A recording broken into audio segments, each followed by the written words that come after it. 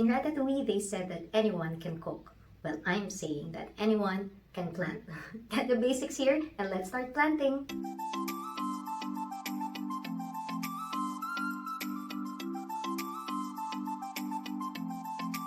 Hi! So thank you again for clicking on this video. Thank you. And hopefully you learned something new. I made this video to basically help you to become more successful in your plant parenting journey. And if you haven't started with your plant parenting journey yet, I hope this will encourage you. So I'm offering here tips, experiences, not from an expert, but also a plant lover myself. Before we move on any further, if you haven't liked this video or subscribed to my channel, maybe this is a good time to do so. Also, if you find this video helpful or useful, please share it with your friends. And now let's get this thing started. I think to be successful in your plant parenting journey basically relies on two fundamental things, right? First is having the proper mindset. And secondly, having the proper knowledge of basic plant needs. First, plants need light. Next, they need water. Next, they need soil. They also need, of course, fertilizer and compost, but we'll reserve that to another video. For this one, we'll just have the three. Let's first start with having the proper mindset. Kasi I think if kalaban mo yung utak mo, then you've already lost. Why do I say this? Because I have encountered this so many times already. From people who would want to go into planting. Alam mo, gusto ko talaga mag-alaga ng halaman. I really want to go into planting, but I don't think I have green thumb. Or, I think masyado mainit yung kamay ko. So first of all, right off the bat, I'm telling you, green thumb is just a myth. It's not true. I think it is a form of expression, but it should just stay that way. If they said in Ratatouille that anyone can cook, I'm saying that anyone can plant. I actually got this from my dad. He always said that planting is very easy. You know, my dad, he was a very good gardener because he grew up as a farmer. So gardening was his hobby. It was an addiction to him. And he would always tell me then that planting is just very easy. You just give the proper care to your plants and that's it. You know, you don't really need to have magical hands just so you can grow a plant. And I think what I really noticed from him whenever he would garden and me tagging along with him is that it was something that we both enjoy. And I think that's the proper mindset in planting. You enjoy. Don't overthink it. Don't overcomplicate it. And you know, take it as it is. You know, if something dies, it's okay. You can just plant another one and maybe take better care of that one. I think basically you just stop believing myth of income and just enjoy planting. Now let's move on to the second part, which is the basic plant needs. I'm going to talk about the basic plant needs in general. We're not going to go too specific. Still, I want this to be, you know, very applicable to everyone, right? Especially for people who have just started in their planting journey. If you already have the plant with you, what I want you to do first is check the foliage of your plant. Make sure that it's healthy, okay? Check the roots, check the soil, make sure that the plant that you bought or you're about to purchase or the one that's gifted to you is a healthy plant. So I don't want you to start off with, you know, a very sickly plant and you'd think na ako ba yung may mali? Pero yung pala, it was your plant. If you already know that your plant is healthy, which is good, this is very, very important.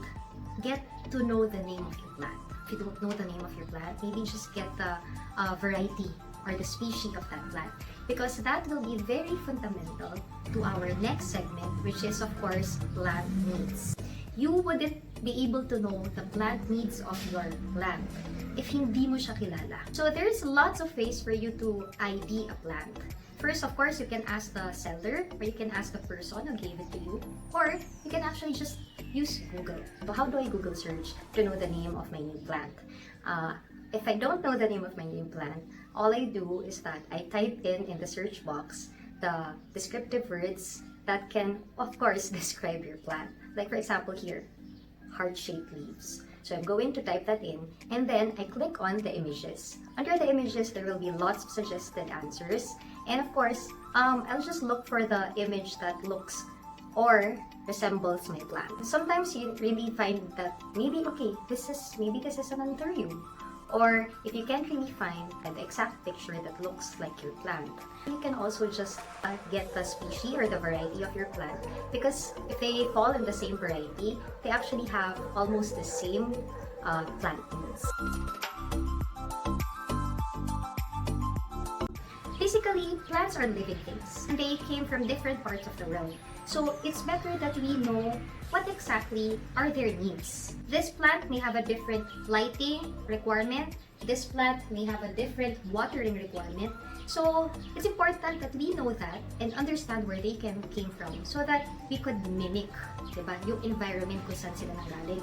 Kawawa naman if they came from desert areas tapos didiligan natin parati. Sobrang sad. Pero ang dami kong na-encounter na gano'n. So please, it's really important that we know the plant needs. So let's start the plant needs with our first, which is basically light. Okay, plants need light. Walang halaman na mabubuhay ng zero lighting all their lives. Kung meron man, fake yun. Okay? So all plants need light. It just depends on the amount of light that they need. That's why, best thing that you will ask, how much light does this plant need? So whenever you're looking for a plant, think of it this way, how much light does this plant need? For people naman, they see a spot where they think, I want to put a plant there. So first, identify how much light does it get that specific spot so that you will get to have an idea of what is the perfect plant that will fit into that spot. Now, if you actually do research, you will see lots of different jargons in lighting. Meron pa dyan directions like south-facing, southeast-facing, north, whatever. In this video, I just want to help you out with the basic ones, the ones that you'll be needing. First is direct light. So you will see this in light descriptions. Direct light simply means the outdoors. That's why we're actually outside. Here in our garden, the plants that we have are, of course, sun-loving plants, because these are the plants that needs direct light. You will see here bougainvillea, of course. They love direct sunlight. And of course, here, okay, these are euphorbia cactus. These are my dad's favorite. So this is direct light, basically the outdoors. Bright and direct light refers to the outdoors but shaded parts of the outdoors. Just like here, because this is actually our terrace. Or bright and direct light can be just by the window. Okay? Just by the window. Here.